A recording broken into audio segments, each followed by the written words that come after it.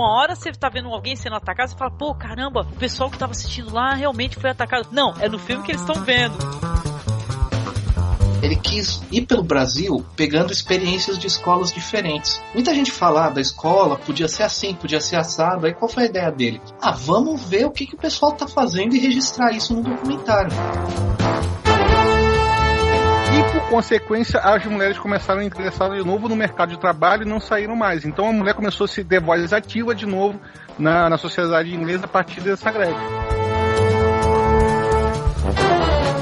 Eu acho isso muito encantador, né, num filme. Ele consiga ter essas duas coisas. Ele diverte, mantém o interesse da gente pelo lado aventuresco e também essa discussão do lado humano, né, e social. Isso é uma coisa que é maravilhosa. Além de cinematograficamente ser um desbunde, né. Você está escutando o Masmorracast.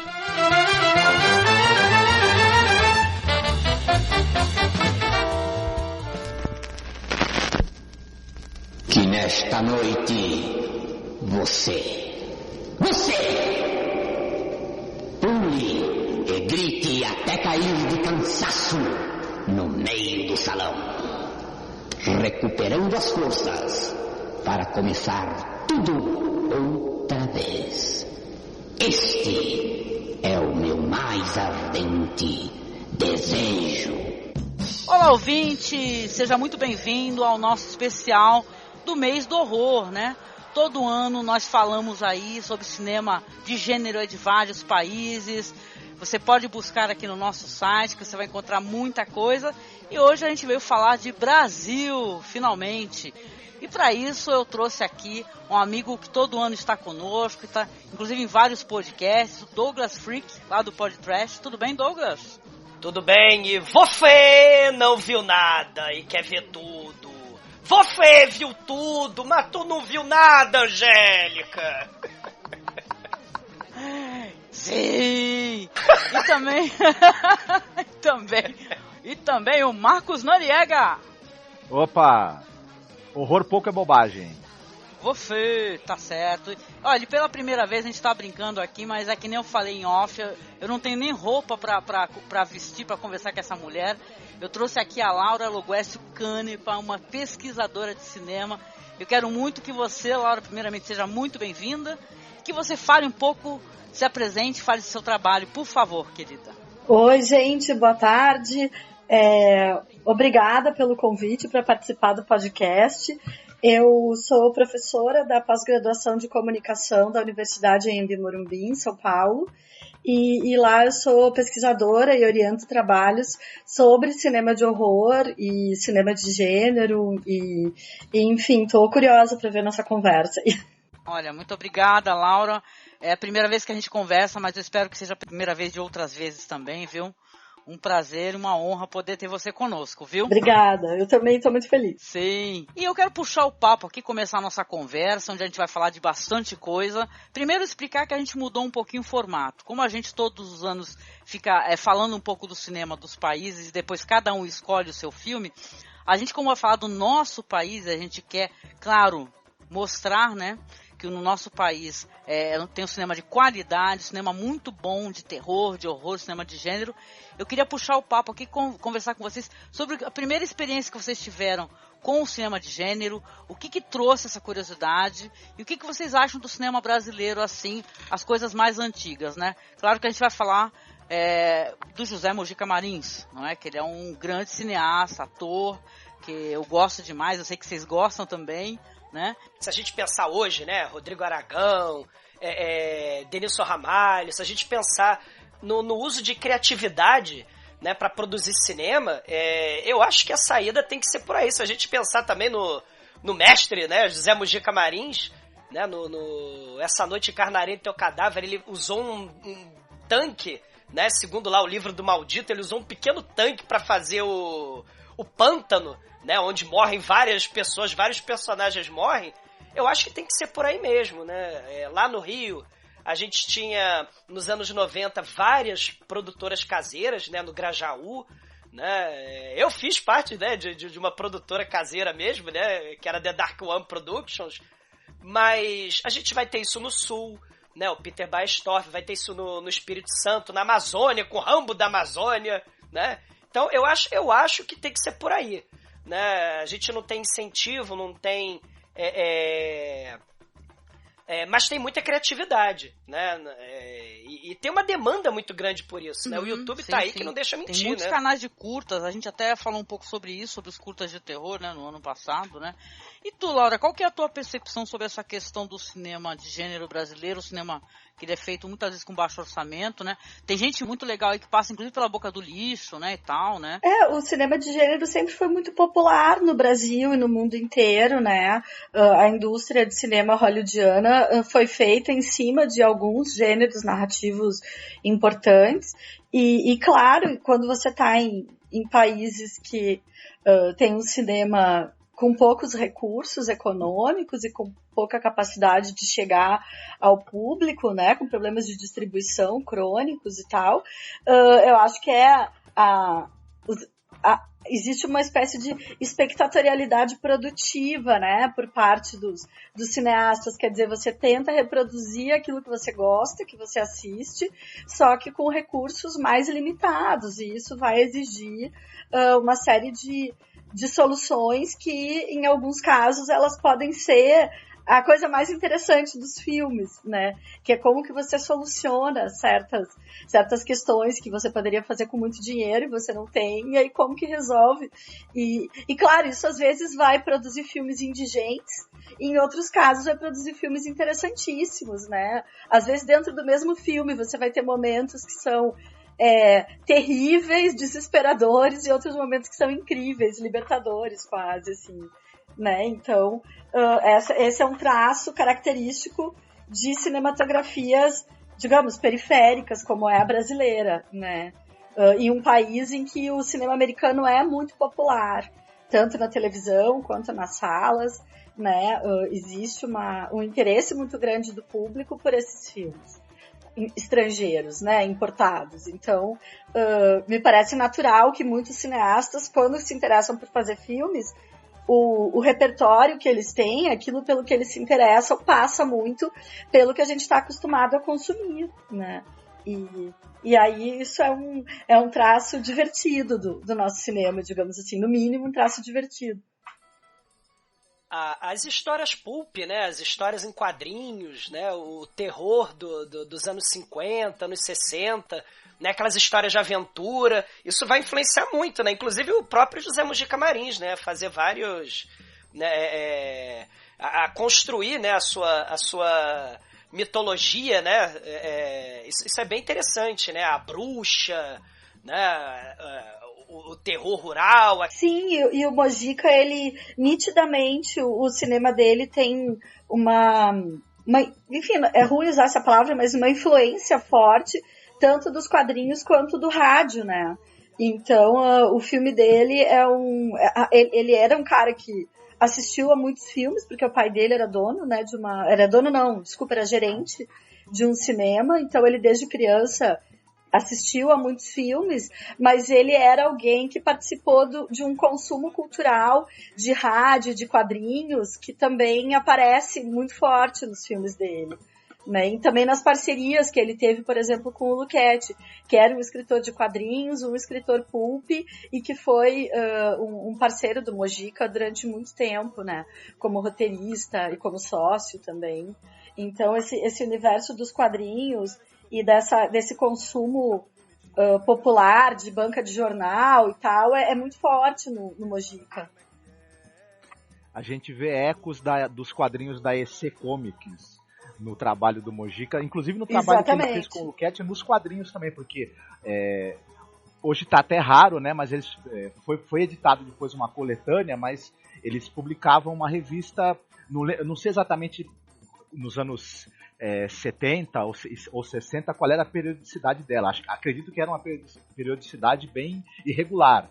E a gente vê ecos, né, desses HQs de terror, da cripta do terror, da EC Comics ali. E é uma coisa engraçada, depois a gente vai ver nos filmes dele que tem esses elementos, e tem elementos típicos do cinema brasileiro também, que é a mistura com autoparódia, com a mistura de gêneros, né? Os filmes brasileiros de gênero. A gente vê isso na produção do Douglas também, do The Dark One. Tem elementos de fantásticos misturados com terror, com autoparódia, com humor. Transcende gêneros, né? Porque não era uma coisa formatada para um público específico para ter um retorno exatamente específico. Era uma coisa meio de experimentar e tentar fazer aquilo, e você vai trazendo a sua bagagem de referências e colocando ali. Isso é muito bacana também, né? O cemitério, né? Se a gente pensar na característica, né, do cemitério, da bruxa, né, das crendices populares, né? Isso é muito interessante. E também a questão do sensacionalismo, né? O incrível, maravilhoso e fantástico. Ele fez o programa da Bandeirantes, né? E com aquelas histórias bizarras, né? Sensacionalistas, assim. Não, e com influências até do Grand Guignol, né, e tal, né? Creio eu, né, que existe uma influência dessas... Sim. Mas já filtrada muito pelo que chegava aqui, né? Porque o Mojica não era um conhecedor do Grand Guignol, mas ao mesmo tempo ele... esse espírito... Eu acho que talvez o espírito do Mojica, mais do que o terror, seja o lado mundo cão mesmo, assim... Né? Nem todos os filmes dele são de terror, ele fez filmes que não são de terror, mas esse aspecto do sensacionalismo do mundo cão, eu acho que tá em qualquer filme que a gente pegue dele, desde o primeiro até o último, né? Tanto que ele foi um cara que soube circular no meio do cinema pornográfico no Brasil sem grande dificuldade, ainda que não tenha sido uma escolha, uma decisão livre, quer dizer, uma das últimas oportunidades que ele teve como cineasta nos anos 80 foi em filmes de sexo explícito. Ele parecia estar num universo de extremos em que ele se sentia à vontade, assim, né? Isso eu acho fantástico, né? Porque é aquilo que a gente estava falando, né? O Angélica, lá, o Marcos, né? Laura, com todas as dificuldades, né? Se a gente pensar assim, a criatividade predominava, e mesmo você fazendo um certo tipo de cinema muito que sofreu muito preconceito, né? Mas que também ao mesmo tempo vai fazer um sucesso de público danado, né? A questão do sexo, a questão do exploitation, né? Do sensacionalismo, né? O José Mujica, poxa, ele vai fazer o Inferno Carnal, por exemplo, né? Ele vai fazer na cama, doente, né? Vai ficar assim, um filme baseado no Dr. Hyde, né? Até no Vincent Price lá, o Dr. Phibes, né? Tem aquele filme que ele é um médico, que ele vai vingar a morte da esposa, né? Que ele é um músico, né? Que ele vai vingar a morte da esposa dos médicos que mataram ela, né? Nesse Inferno Carnal, o José Mujica, ele é um cientista do ácido, e ele é traído pela esposa, traído lá, né? E ele quer vingança, aí a falta de recurso, né? Você tem aquela máscara bem tosca mesmo, né? Ele doente naquela época, né? O filme, se eu não estou enganado, é de 76, 77, né?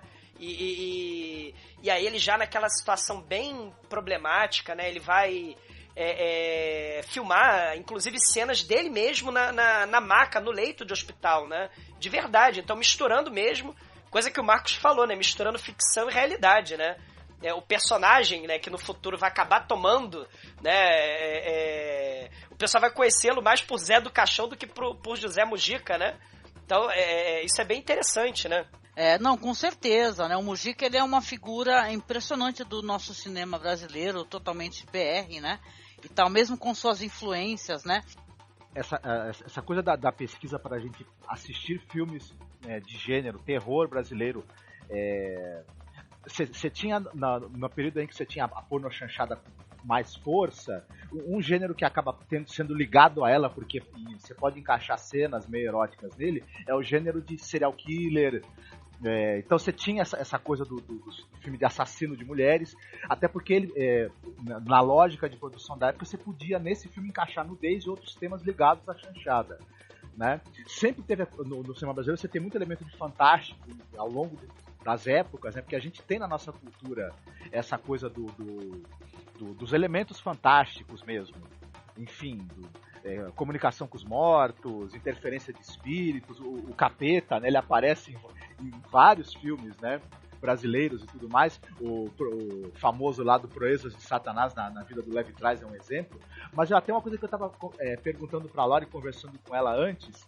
Isso tudo a gente vê aparecer no cinema brasileiro dos anos 60 para frente.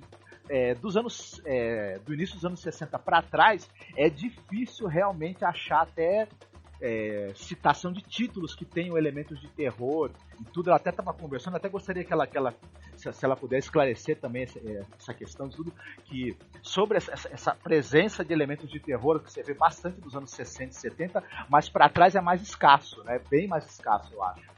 É que não é mais escasso só no cinema brasileiro, né? O cinema de terror, ele tem um boom mundial a partir dos anos 60 até o começo dos anos 50, onde você vai ter filmes de horror mesmo, é nos Estados Unidos. Aí, nos anos 50, a Hammer, na Inglaterra, entra no mercado, você começa a ter um número mais significativo de filmes de terror, por exemplo, no Japão. E aí depois México, Brasil, Argentina, muitos países, eu acho que mesmo, não tenho certeza agora, mas mesmo na França, vai ser a partir de meados dos anos 50 que você vai começar a ter filmes de horror produzidos fora das produções americanas. E mesmo nas produções americanas, os filmes de horror eram filmes do chamado circuito B, né? Os filmes da Universal. Exatamente, filmes que a gente cultua hoje eram filmes que tinham grande filme distribuição, monstro, mas né? eles pertenciam, digamos, à segunda linha das produções, né? Será que talvez Psicose não tenha um papel importante aí, né? Se a gente pensar em filme de horror psicológico, slasher, né? Tabu, né? Porque acho que muitos desses filmes lidam, né? O horror, de certa forma, lida muito com tabu, né? Né? A questão do sexo, a questão da violência e próprio mesmo dos elementos que vão começar a aparecer com a contracultura, né? Sim, agora no final dos anos 50 você tem vários filmes importantes, né? Na França tem o Olhos Sem Rosto, na Inglaterra tem o Peeping Tom, na Itália tem o Black Sunday do Mario Bava, como é que é o nome em português? Máscara... Isso, a Máscara do Demônio. Máscara de... Isso, sei. Né? E aí o Hitchcock vai fazer um filme brincando com aquele mercado de drive-in, ele faz o Psicose nos Estados Unidos. Mas é um momento em que você tem filmes importantes de horror surgindo em vários países, né? E no caso do Brasil demorou um pouquinho, mas ali em 63 o Mojica estava filmando A Meia-Noite Levarei Sua Alma, que estreou em 64. Então, é normal que tenha pouca coisa antes dos anos 60, né, para responder a pergunta. Mas você tinha algumas coisas, né, no Brasil. Por exemplo, no começo dos anos 50, os estúdios paulistas Veracruz, Maristela, Multifilmes, que tentaram produzir filmes de gênero no Brasil, eles tiveram filmes que tinha um tipo de história que era muito popular no cinema americano nos anos 40, que era aqueles filmes de segundas mulheres, tipo Rebecca, do Hitchcock, né? Tipo uma mulher jovem que casa com um viúvo e começa a imaginar que esse viúvo pode ter matado a primeira esposa, né? E aí você tem O Meu Destino é Pecar, da Maristela, O Veneno, da Vera Cruz, O Caiçara, da Vera Cruz, que são filmes que a gente não pode falar que são de terror, mas eles têm momentos que remetem, por exemplo, ao voodoo, no caso do Caiçara, fantasma, no caso do Veneno, né? E que já apontavam para um interesse por esses temas, né? As Diabólicas da França. Exatamente, é de quando? do Clouseau. Eu não me lembro o ano agora, mas é anos 50. É anos 50, exatamente. Né? E já tem essa questão, né, do marido, né, da vingança. É verdade. É um tema que estava em voga e que antecede um pouco os movimentos feministas dos anos 60, né? Esse incômodo feminino em relação ao casamento, essa prisão que o casamento poderia representar e tal. Então isso já estava presente, mas como filme que se vende como filme de terror no Brasil, A Meia-Noite Levarei Sua Alma, ele foi o primeiro mesmo a ser lançado nos cinemas, tratado como um filme de terror e tal, né? Vocês estavam falando sobre a questão do exótico, da religiosidade, do folclórico. Nos anos 60, vai começar também nos Estados Unidos e mesmo na Europa aquele festival de documentários Mondo, né? Que era bem sensacionalista, a questão do exotismo, de mostrar os outros povos, né? A África como um lugar exótico, cheio de rituais religiosos bizarros, né? O Extremo Oriente e mesmo a Amazônia. Né? Então, assim, muito do nosso próprio cinema de horror tem essa questão que você estava falando aí dos rituais exóticos, né? E muitos deles vão começar por aí, né? O Brasil com essa questão aí do indígena, da Amazônia, do candomblé, né? Do catimbó, né? Então, assim, você vai ter vários elementos exóticos aqui no Brasil que vão ser tratados, né, sei lá, se importando um olhar estrangeiro aqui pro Brasil, né, mostrando, nós brasileiros também achamos exótico isso aqui, né, então você mostra rituais, assim, muito estranhos, né, nesses filmes aí do começo, né, dos anos 60, dos anos 70, né, no Brasil.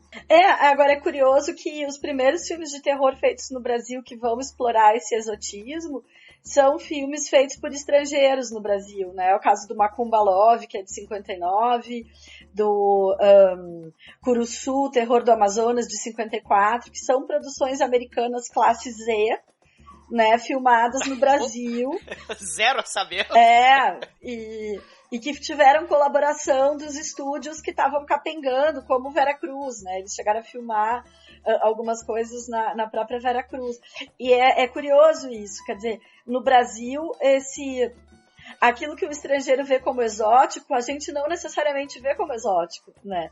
Então, os estrangeiros que chegaram ao Brasil enxergaram esse potencial antes de nós, né? O filme do Mojica, O Meia Noite Levaria Sua Alma, ele faz uma mistura já bem brasileira de aspectos que são da Umbanda, da bruxaria, do catolicismo brasileiro, do espiritismo, né? Ele já tem um jeito bem mais... como é que eu vou dizer?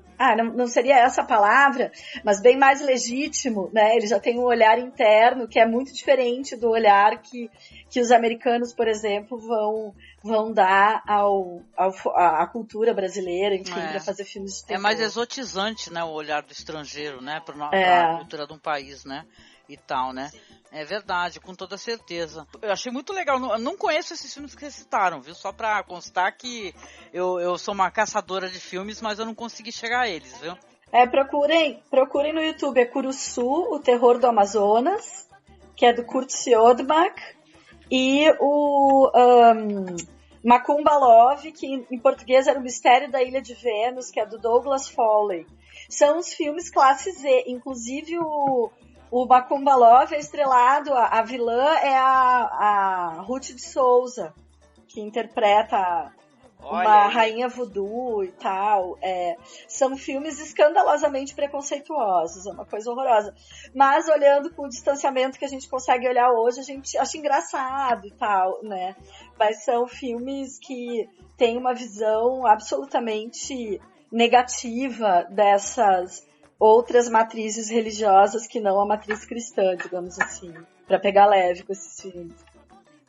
Mas essas leituras absurdas do Brasil e da cultura brasileira, absurdas assim, né, de esse olhar meio exotista e preconceituoso até, mais recentemente também tem aquele filme Turistas, né, que faz uma leitura do Rio de Janeiro. Exatamente. Que chega a ser hilária até, né, para quem é brasileiro, né?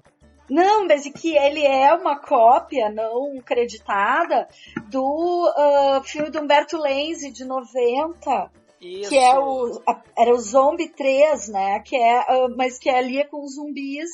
É uma revolta de escravos que teriam sido enterrados num cemitério clandestino, numa fazenda, e que um dos visitantes americanos, ele grava um ritual que ele cria no ritual de macumba, ele grava escondido, e quando ele liga o gravador dessa fazenda, ele acorda esses zumbis que vêm se vingar, enfim, da escravidão.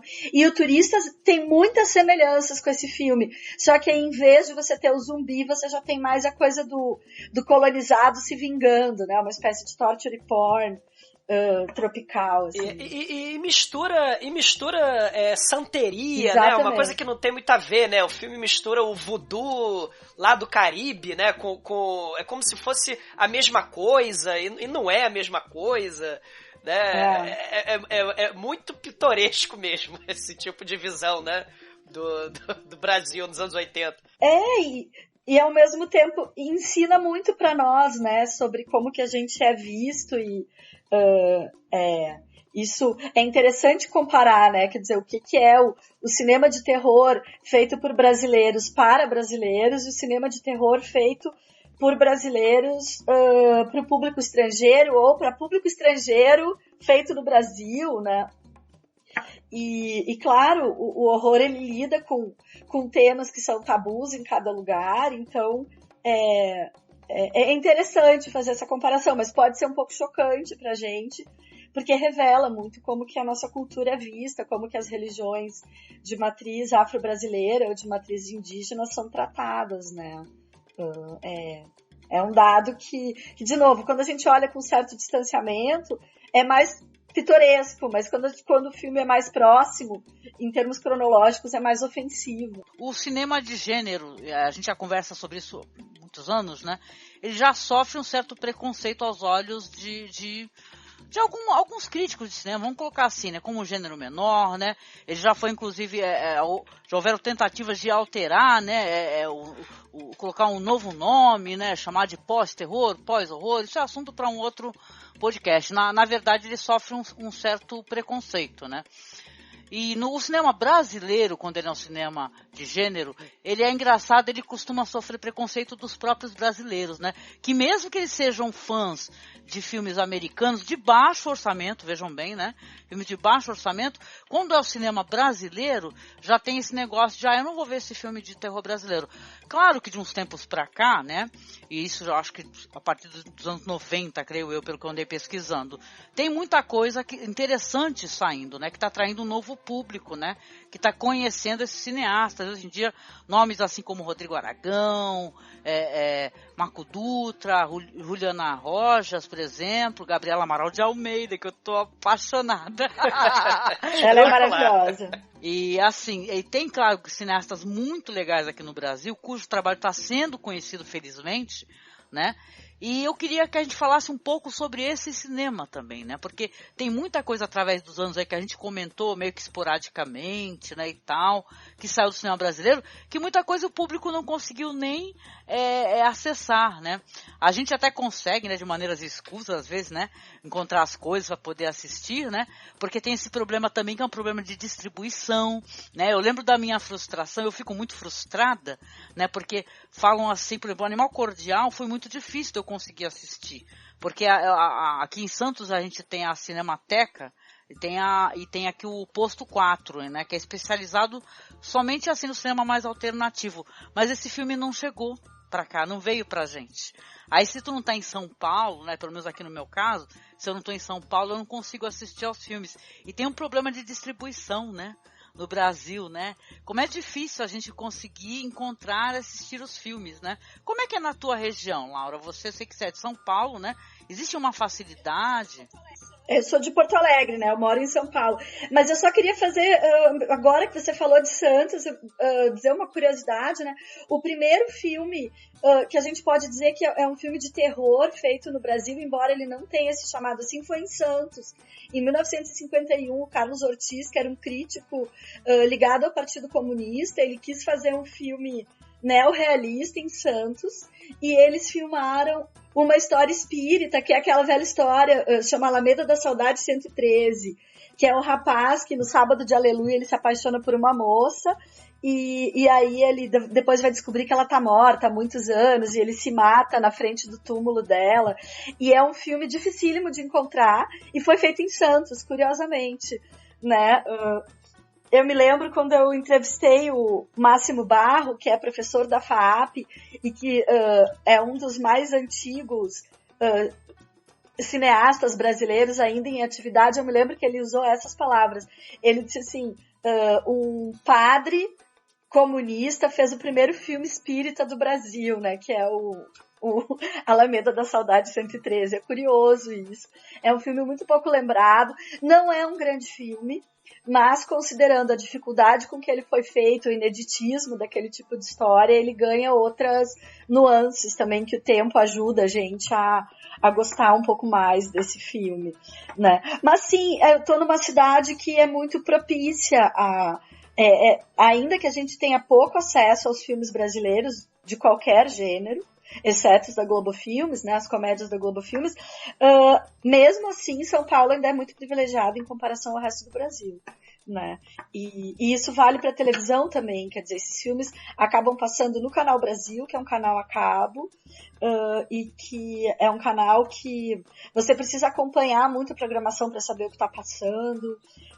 Não existe uma programação fixa, por exemplo, a sessão semanal de filme do gênero X, né, que poderia criar uma certa fidelidade de público, né? Então, a sessão comédia, a sessão terror, a sessão faroeste, até porque o número de filmes que eles têm talvez não dê conta de preencher essas sessões ao longo do ano, é difícil mesmo, né? Agora, é mentira, é um engano achar que o cinema brasileiro de terror não teve público. O Mojica era campeão de espectadores nos anos 60, e os filmes de terror da Boca do Lixo, nos anos 70, vários deles tiveram mais de 1 milhão de espectadores, e os filmes do Ivan Cardoso, especialmente As Sete Vampiras, em particular, também foi um fenômeno de bilheteria. Então, não é que os brasileiros necessariamente rejeitam o gênero, mas é que nem sempre o brasileiro que vai pagar um ingresso cada vez mais caro de cinema vai querer ir assistir um filme que para ele é uma imitação piorada do que ele já vê do cinema americano, né? Não digo que seja, podem ser filmes interessantes, só para assinalar isso, não é isso, mas a maneira como esses filmes são vendidos, muitas vezes vende os filmes como uma imitação barata. E aí, com o ingresso de cinema custando o que custa, passando em horários absurdos e concorrendo com os filmes da Marvel em 3D, fica complicado mesmo, né? Acho que o próprio preço do ingresso de cinema no Brasil tem que ser levado em conta, que mesmo pessoas que têm uma boa renda, às vezes dizem, não, esse filme eu vou deixar para ver no Netflix porque o ingresso é R$50, R$40, é muito caro. Exatamente, ou vou baixar, né? Exatamente. É verdade. Você estava falando uma coisa interessante, eu estava dando uma olhada aqui numa entrevista de um diretor chamado Marcos De Brito, né? E eu lembro que ele comenta sobre isso, sobre essa questão da expectativa do público, né? Porque, por exemplo, acho que foi o Condado Macabro, né? Que foi o filme que ele teve críticas boas, mistas, né, e tal, né? Algumas bem ruins, mas a expectativa do público em relação ao cinema que ele vai assistir, né? Que às vezes está esperando o cinema com aquele formato bem americano, entendeu? E a gente tem uma coisa no nosso cinema que eu acho muito interessante, que ele é um cinema, eu acho que ele é bem brasileiro, entendeu? E até esses filmes mais recentes, aí como, por exemplo, As Boas Maneiras, O Animal Cordial, né, e tal, que são praticamente filmes, os últimos que eu assisti, são filmes que eu vejo assim, Brasil, entendeu? Muito nesse cinema, né? E eu acho legal a gente conversar um pouco sobre essa questão da expectativa do público e também falar um pouco desses cineastas brasileiros, né? O que vocês acham? Não, só para que eu acho que é importante citar que esse pessoal que está produzindo cinema de terror mesmo, que se assume enquanto tal, de boa qualidade, que às vezes é um tanto quanto difícil da gente ter acesso aos longas, mas o Rodrigo Aragão, Juliana Rojas, Marco Dutra, a do Animal Cordial, que é a Gabriela Amaral de Almeida, a produção desse pessoal em curtas, eles fizeram muitas experiências e foram depurando o estilo deles no curta-metragem. Esse material está disponível no YouTube, tem bastante coisa aí que dá para as pessoas acessarem fácil e conhecer um pouco dessa produção do terror brasileiro, que no curta ela é extensa também, né? Ela é bem numerosa, bem interessante, e tá com um acesso um pouco mais fácil. E serve como para despertar o gosto também das pessoas de talvez conferirem depois os longas dessas pessoas que, acredito eu, nos próximos anos, vão estar chegando nas salas de cinema. Um pouco com a distribuição restrita, mas vão estar chegando. Né? Tem um elemento, né? Se a gente pensar, vamos ter que fazer um filme pensando no mercado estrangeiro, já que a gente está falando aí dos problemas da distribuição no Brasil, né? Nos anos 80 surgiu um festival de filme bizarro, né, com inglês macarrônico, do Fawzi Mansur. Sim, né, incríveis. Querendo, né, que eles começaram a misturar, sei lá, slasher, né, com psicose, né, por exemplo, A Hora do Medo, né, que o Francisco Cavalcante ele fez lá com, tem uma mamãe Norman Bates lá, que ela fala em alemão, né, e ela traz as mulheres pro Norman Bates tupiniquim matar. É um negócio assim bizarro, em inglês. E tem um outro também, que é o Atração Satânica. A Atração Satânica e o Ritual da Morte, Ritual of Death. Cara, uns troços bizarros, assim, que parece muito o filme do Michele Soavi, Angélica, do teatro. Esse filme aí do Ritual da Morte, porque é uma trupe de teatro que acha um livro tipo do Evil Dead, tipo Necronomicon, e os índios, é um ritual indígena macabro. Eles fazem uma pagelança, né? E liberam o demônio egípcio, é muito louco. Só que tudo em inglês horroroso, né? Inglês The Books on the Table. Agora, ele ganhou dinheiro com esses dois filmes e com Gaiola da Morte, que já é um filme mais de kickboxing, assim, e que ele exportou em VHS, né? Porque o mercado de VHS favoreceu essas produções, existia uma demanda grande e ele conseguiu exportar esses filmes e eles tiveram um certo impacto, assim, porque são filmes de um gore bem extremo até, né? O Atração Satânica, ele vai misturar no título em português o Atração Fatal e o Coração Satânico, né? Ele imita algumas coisas do Coração Satânico. E são filmes interessantes, porque aí sim é um brasileiro tentando observar aqui o que poderia ser exótico para vender para um público externo, né? Já alguém pode ver como uma picaretagem, mas é muito interessante. Não, assim, don't kill me, please. Don't kill me, please. Don't you. O inglês é horrível, mas é muito legal. Macarrônico. E ao mesmo tempo foi um dos últimos respiros do cinema da boca do lixo, né? Daquele cinema paulista que passa pela pornochanchada no período de primeiro cinema marginal, depois a pornochanchada, aí o cinema de sexo explícito e no final, quando nem o sexo explícito mais conseguia se manter, o Fawzi Mansur ainda encontrou essa solução que foi esses filmes para o mercado externo, né? Eles são os últimos respiros ali daquele cinema.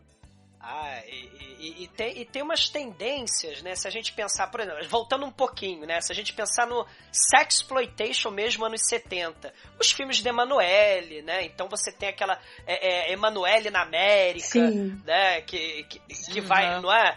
Que vai se aproveitar disso tudo, né? Aquele Escola Penal de Meninas Violentadas, né? Que já tem os Woman in Prison, né? O Snuff, Vítimas do Prazer, que aí já tem a onda lá dos filmes snuff, né? A gente morrendo em frente às câmeras. Então assim, o Brasil, ele meio que não é puro filme só de terror, né? O gênero terror, mas ele vai misturar uma série de tendências, né? Lá de fora, aqui no Brasil, né? Sim, inclusive o terror espírita, né? Você pega o Joelma, 23º Andar, do Clericunha, que é de 80, que é um filme bastante munducão, porque usa muitas imagens documentais do incêndio do edifício Joelma, e que tem um lado espírita, inclusive uma coisa meio nosso lar, assim, e ao mesmo tempo um filme de terror apavorante. Nossa! Né? Esse dá muito medo mesmo, porque como ele usa muitas cenas documentais, é um filme profundamente incômodo, o Joelma,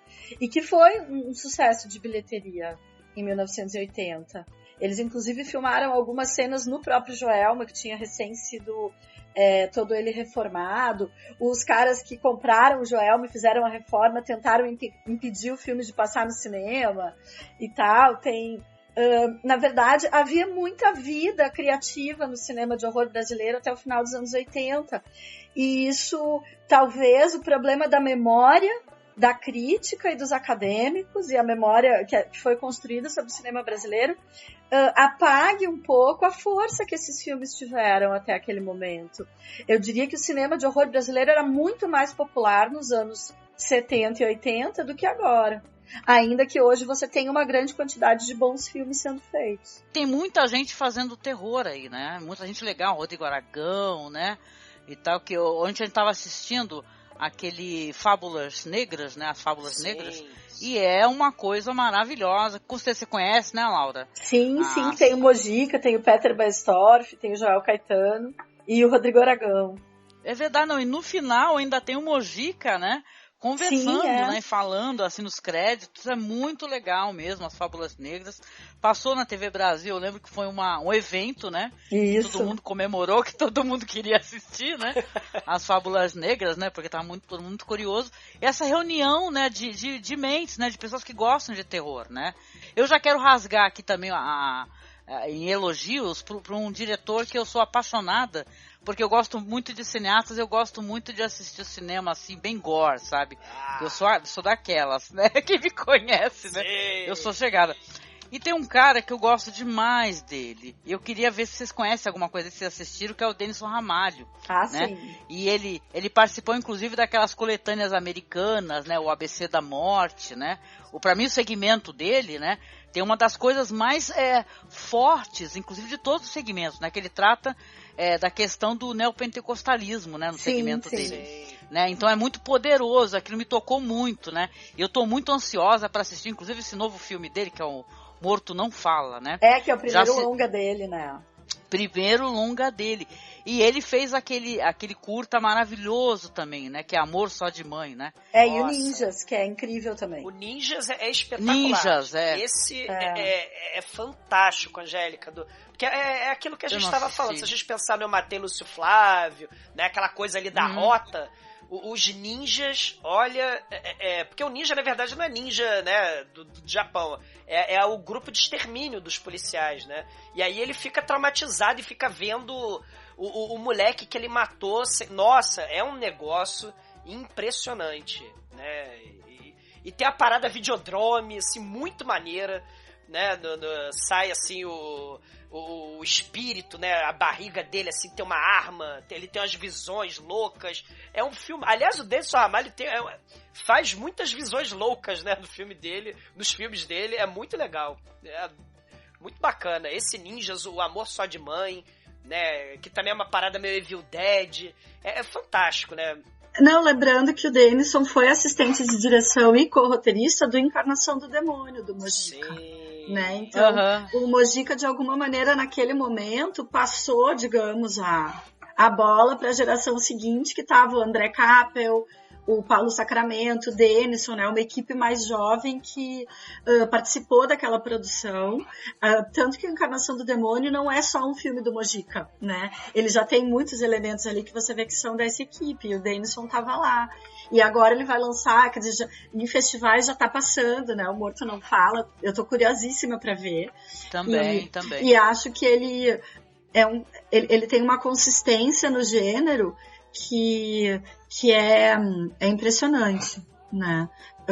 Talvez seja, junto com a Gabriela Amaral, os mais consistentes no gênero, no sentido de terem feito grandes curtas e longas muito poderosos e totalmente assumidos dentro da questão do gênero, né? Tem outros cineastas que têm filmes incríveis também, mas que são mais híbridos nessa questão do horror, que são os filmes do Marco Dutra e da Juliana, né? O Boas Maneiras, o Trabalhar Cansa. Você tem ali elementos de horror, mas não são simplesmente filmes de horror. O filme da Gabriela e o filme do Denison são filmes de horror mesmo, né? E feitos com um talento muito grande, inclusive um talento reflexivo, né? Que é um pouco onde eu tenho algumas críticas ao trabalho do Marcos de Brito, do Rodrigo Aragão, que eu acho às vezes um trabalho muito próximo do trabalho de fã. né? E com um teor mais comemorativo do gênero e menos reflexivo, digamos assim, né? Não que isso seja um defeito desses filmes, mas eles acabam surpreendendo menos a gente, né? Você mais ou menos sabe o que esperar do que vai vir ali, não que sejam maus filmes ou que não tenham elementos super inventivos, mas me parece que o trabalho da Gabriela e do Denison atualmente, para mim, como espectadora, tem interessado mais, assim, como o que eles vão me trazer agora, né? E o filme novo do Rodrigo Aragão, que ele tá fazendo, O Cemitério das Almas Perdidas, que ele tem mais orçamento e resolveu fazer um filme de época que eu acho que vai ser espetacular. Nossa, também. A Gabriela Amaral de Almeida e o Denison, eles têm uma coisa muito de se centrar nos personagens. Isso é muito legal, isso dá uma profundidade a mais, né? O Rodrigo Aragão, por exemplo, ele tá mais preocupado talvez com a gramática mesmo do filme de terror, como a Laura falou, mas é uma coisa de homenagear o gênero. É uma coisa, não sei se vocês concordam, uma coisa meio Tarantino, né? Eu vejo um pouco assim, né? Ele querer pegar certos, vamos dizer, elementos já consagrados, né, nesse tipo de filme, né, e colocar ali, né, a casa mal assombrada, né, dentro do mangue, com zumbis batendo na sua porta. Aí, de repente, um personagem carismático levanta com uma metralhadora, né? A Madame Úrsula, que é espetacular, né? Então, né? Eu acho que é o nosso amigo Christian Verardi, né? Madame Úrsula. Meu conterrâneo do Rio Grande do Sul, de Porto Alegre. Ah, cara. Muito bom, muito bom. A Laura falou uma coisa legal sobre a Gabriela Amaral Almeida. E eu cheguei a assistir os curtas dela, né? E ela tinha uma coisa muito curiosa também nos curtas, principalmente naquele A Mão que Afaga, Uma Primavera, Estátua, né? Sobre a questão da maternidade, né? Ela trata a questão da maternidade nos curtas dela de uma maneira muito curiosa. Não sei se vocês tiveram acesso, né, aos curtas da Gabriela Amaral Almeida, né?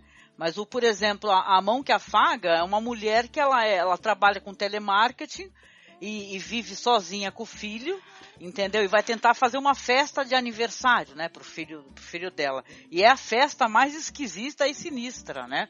Que é onde tudo é filmado assim num local meio escuro, né? As pessoas se comportam de uma maneira estranha e tem um homem vestido de urso que é totalmente aterrador, né?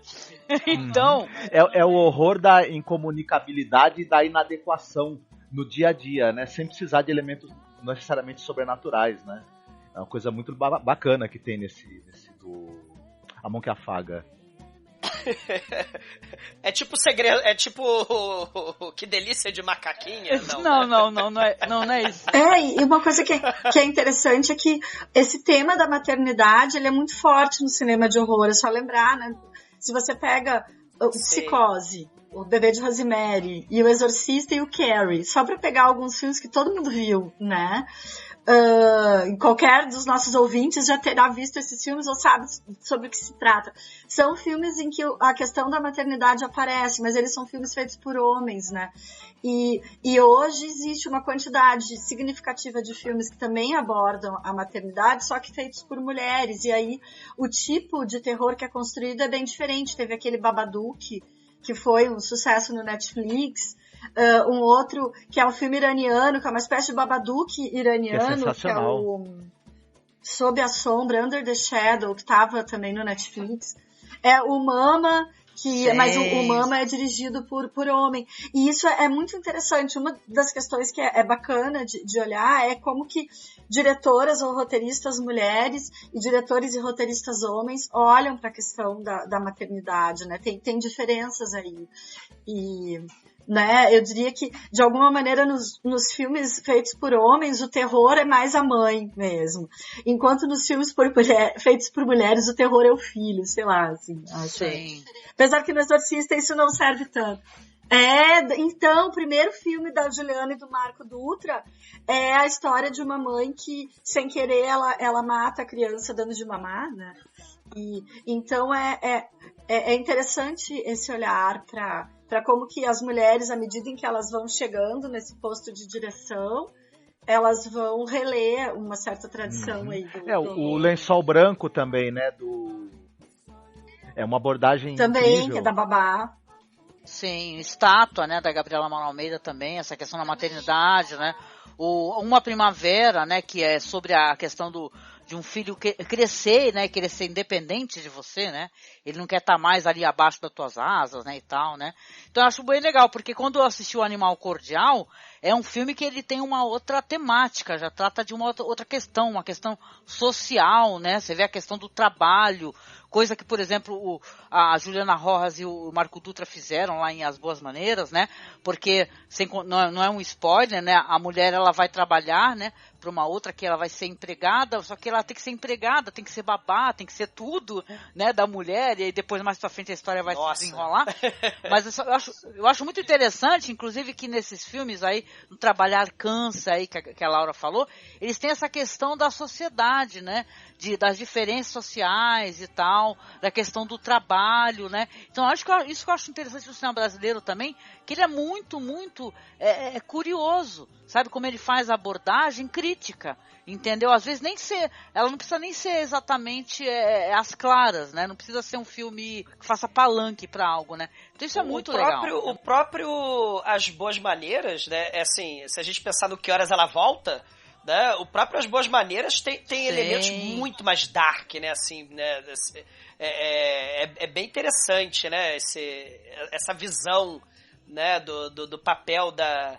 Se a gente pensar, né, aí na Casa Grande, na Senzala, né, que a nossa herança colonial, escravista ainda persiste, né, se pensar na ama de leite, né, se a gente pensar nesses elementos aí, né, a gente falou do filme do Humberto Lenzi lá, dos zumbis, né, na Casa Grande, né, essas coisas não terminam no Brasil, né, e o horror, ele tem um aspecto por aí que pode realmente render muita coisa legal, né? Boas Maneiras é um exemplo. Sim.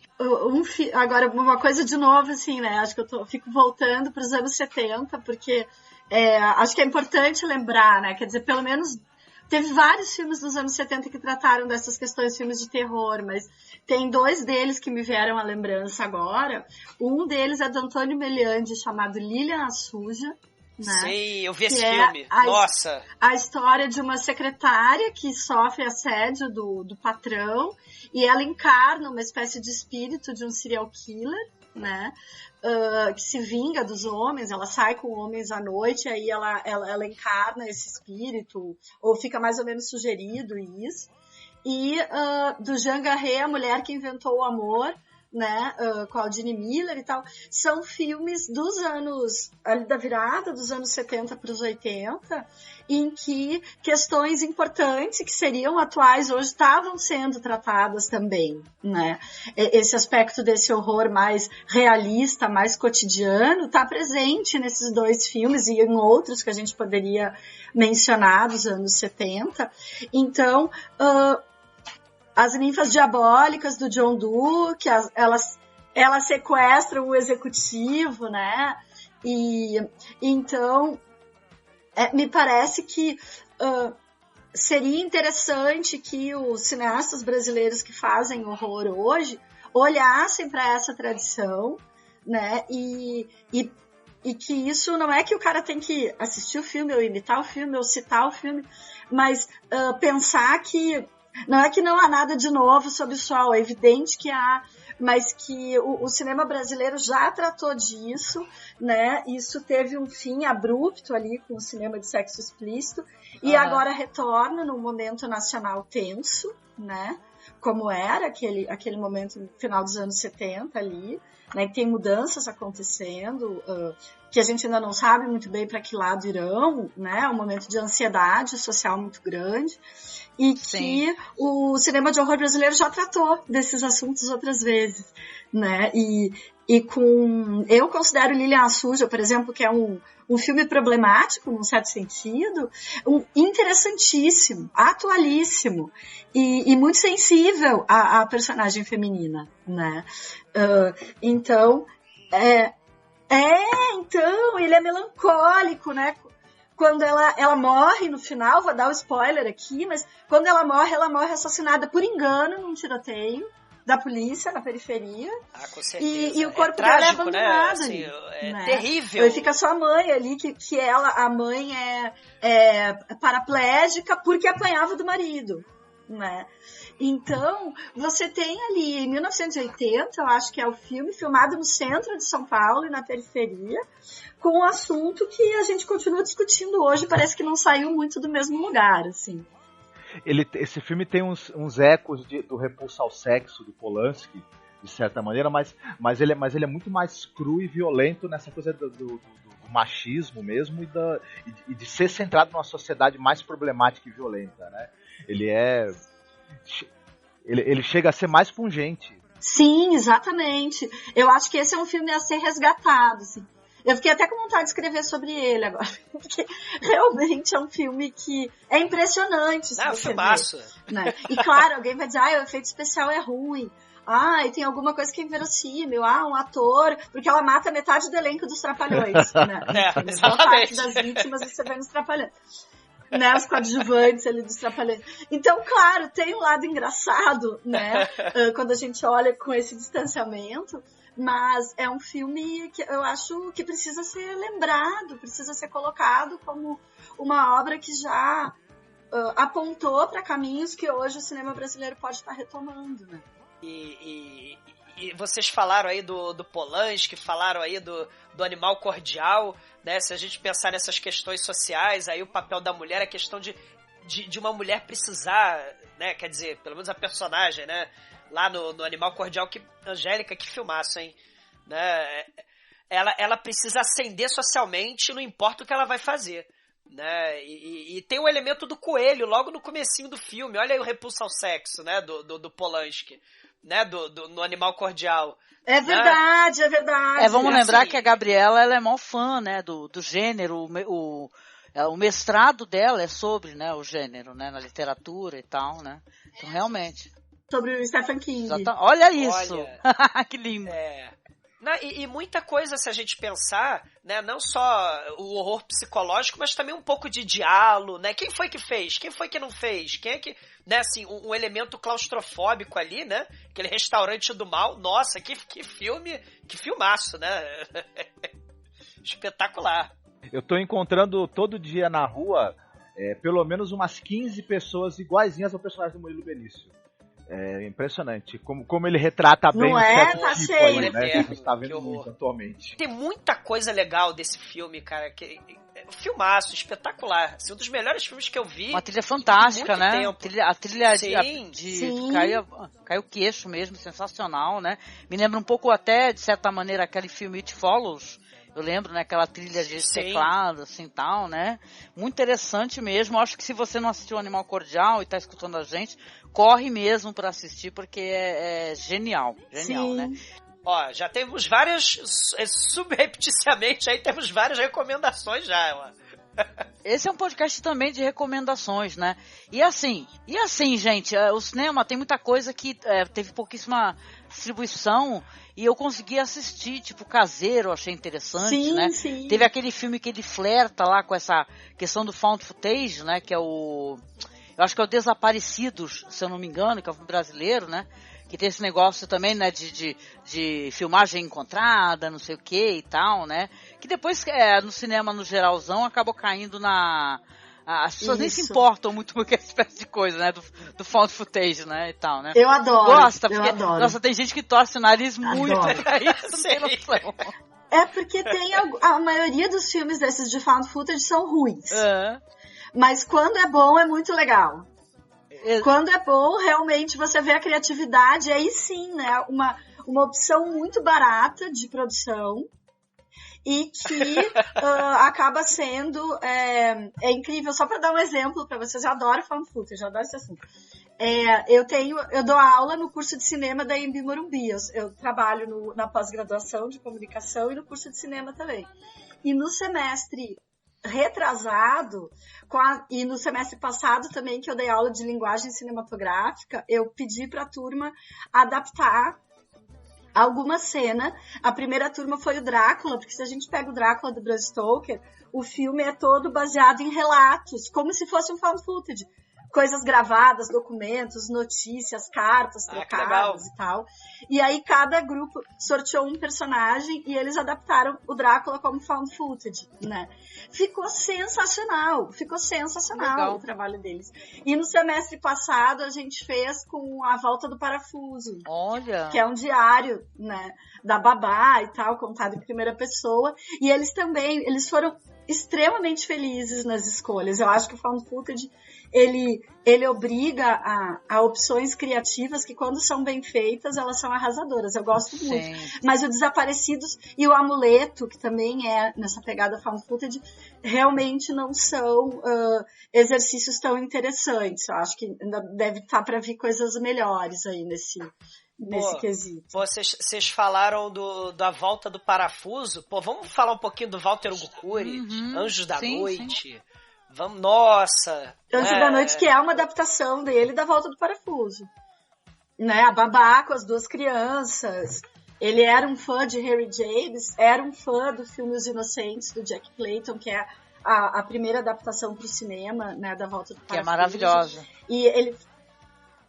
sim, é um dos melhores filmes de fantasma já feitos, né? Os Inocentes. E o Anjo da Noite dele é uma adaptação bem brasileira, lida com a coisa da escravidão, se passa em Petrópolis, numa família aristocrática que estão indo para o Rio de Janeiro visitar a rainha, alguma festa, quando teve a visita da Rainha Elizabeth aqui no Rio e tal, e aí as crianças ficam sozinhas com a babá. É um filme interessantíssimo, só que a gente tem um problema que a família do Cury tá segurando esses filmes. E a gente não consegue assisti-los com cópias restauradas. Mas se alguém quer saber o que é pós-horror, assiste O Anjo da Noite. Né? Que é um troço espetacular. É impressionante. Ele tem esses elementos de... o Anjo da Noite, ele usa a narrativa, algumas coisas um tanto quanto diferentes seja a trilha, os enquadramentos, a montagem, para criar uma sensação de estranheza e tensão o tempo todo, mesmo quando está acontecendo algo aparentemente banal em cena. É um filme realmente muito interessante que ele ficou na minha cabeça. Aí, parece um caixão, né? Ela deita uma hora a casa é toda doida, e olha né? pra cima, a casa é toda gótica. Um caixão, aquela locação é maravilhosa. Nossa. E cheia de armas nas paredes, né? Aquela violência todo o tempo pronta para acontecer. Os telefonemas, lembra lá do Mário Bava, né? Do Black Sabbath, né? Espetacular. Anjos da Noite, Walter Hugo Cury, né? Que ficou aquela questão lá do filme da Xuxa, né? E tal. Deu uma polêmica que a gente gravou, Angélica, né? O filme O Amor Extra-Amor, né? Aí o pessoal falou, não... É um filme belíssimo. Não, pois é, mas aí o pessoal, não, Walter Hugo Cury, diretor menor, aquela coisa, poxa vida, né? O pessoal tem que procurar essa, né? Imagina. O pessoal tem que procurar Filhas do Fogo, né? Nossa. Maravilhoso, é o meu preferido. Assim, o terror, ele também tem essas nuances, né? O suspense, né? História de fantasma, né? E a gente, poxa vida, né? É muito rico o Walter Hugo Cury. E mal, assim... As pessoas não conhecem. Não, foi aquele diretor que fez o filme da Xuxa, que ela pega o menininho, né? Aí não dá, né? Ele é o mestre da sugestão. É. E isso é uma coisa muito bacana e muito sofisticada em termos de narrativa, porque você tem aquela tentação de ser explícito, de mostrar logo as coisas, e ele não, ele é um cara que ele trabalha essa coisa da linguagem cinematográfica e muito da sugestão, e isso é muito bacana mesmo, né? Não é o menor, não. E era um cineasta que sabia exatamente o que estava fazendo, né? Todo mundo que trabalhou com o Cury diz, a pessoa pode gostar ou não do filme, mas ele fez exatamente o filme que ele queria fazer, né? E isso é muito importante, porque ali você vê alguém que conseguiu construir exatamente o que queria, não é que lá deu errado, não, deu exatamente como ele queria fazer, né? E um excelente diretor de atores e de atrizes, e ele é muito lembrado pelos filmes estrelados por personagens masculinos, o Marcelo, sim, né, que volta e meia retorna, mas ele também sempre tem a personagem chamada Ana, e nesses filmes de terror dele são sempre estrelados pela Ana, e é espetacular, assim. Parece o Carlos Saura, né, com as Anas, olha né, aí. e tal, né, isso, né? Isso olha mesmo. Só. Anne e os Lobos. Olha, eu descobri conversando com vocês que eu tenho muita coisa para assistir ainda, viu? Eu tenho muita coisa para assistir, viu? A gente às vezes fica fazendo essa pesquisa cinematográfica, vai assistir filme sueco, filme de tanto lugar diferente, sei lá, e não assiste o que está no nosso país, né? A gente vê as nossas debilidades nessa questão, viu? Eu queria muito conhecer um pouco mais do cinema brasileiro, principalmente o cinema mais da porno chanchada, o cinema que o pessoal chama da boca do lixo, né? Assisti muito pouco, muito pouco. E eu lembro, viu, Laura, que tu tem um trabalho muito interessante onde você vê, faz uma análise da questão do terror dentro de outros elementos e de outros filmes, entendeu? O terror em outra espécie de gênero. Eu acho que, como o Brasil, o terror nunca foi um gênero comercial, no sentido, exceto ali na época do Mojica, talvez, né? Mas nos anos 70, os filmes de horror brasileiros fizeram grande sucesso, muitos deles, mas eles estavam ligados ao sexploitation, né? Ao cinema erótico. E então o horror sozinho, ele não necessariamente é um chamariz de público, né? Então os cineastas não se sentem obrigados a fazer um filme que seja só de horror. E muitas vezes o cara tem tão pouca chance de filmar que quando ele filma, ele quer colocar tudo no filme. Porque ele só vai fazer o próximo filme daqui a 5, 6 anos.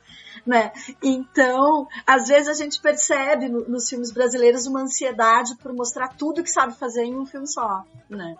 E isso é um traço, claro, de cineastas que vão ter poucas oportunidades na vida para fazer longas, porque a realidade dos cineastas brasileiros ela é complicada, né? E claro, também tem essa onda hoje que alguns estão chamando de pós-horror, que é de colocar o horror como um dos elementos em histórias que são mais complexas, né? E isso tem aparecido muito em filmes brasileiros. O Petrus Cariri, por exemplo, é um cara que tem feito isso. O Kleber Mendonça Filho, né? O próprio Marco Dutra e Juliana Rojas, que eles têm filmes mais fantásticos e outros menos. Sabe qual que eu acho muito foda do Kleber Mendonça Filho? O curta, o Vinil Verde, viu? Sim, que é tipo um found footage, é tipo um falso documentário, me lembrou o andamento, assim, do La GT, do Chris Marker, né? Mas é um curta maravilhoso, o Vinil Verde, vale muito a pena assistir. Pô, o Kleber Mendonça Filho tem um que é a da loura do banheiro, não é? Daquela lenda urbana, não é? Que é muito legal. Não, eu ia dizer que se pega o Aquarius não é um filme de horror, ele tem uma coisa meio gótica, né? Daquela mulher sozinha no castelo e tal. Mas ela tem aquele pesadelo com uma pessoa que trabalhou pra família dela, que vocês não quero dar muito spoiler do filme, mas que é uma das cenas de terror mais assustadoras do cinema brasileiro. Né? É um momento dentro do filme, é uma cena de horror dentro de um filme que não é de horror, né? Mas ele tem aquele espírito de decadência gótica, né? O Aquarius, ele tem esse lado, é alguma coisa que dá para explorar no filme, né? E que eu acho que é uma coisa que sempre existiu no cinema, mas hoje tem sido uma tendência recorrente. Filmes como, por exemplo, O Cheiro do Ralo, que até é um filme mais para engraçado, O Invasor. Sim.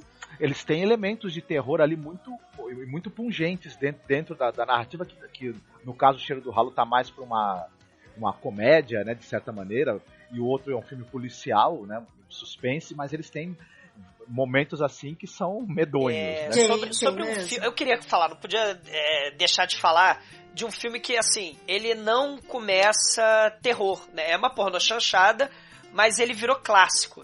Né, e eu preciso falar desse filme, gente. E eu tenho certeza que a Laura adora esse filme também, que é o Aquetarados, né?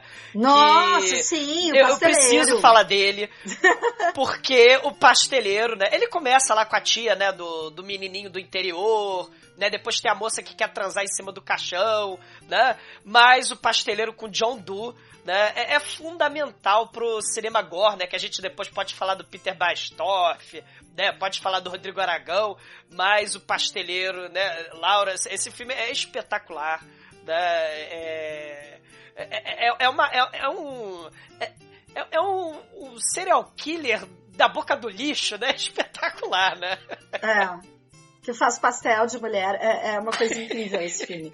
E é um filme muito autorreflexivo, um filme autocrítico de alguma forma, mas ele é um dos únicos que não passa no Canal Brasil, né? Ele não foi restaurado daqueles filmes do Davi Cardoso.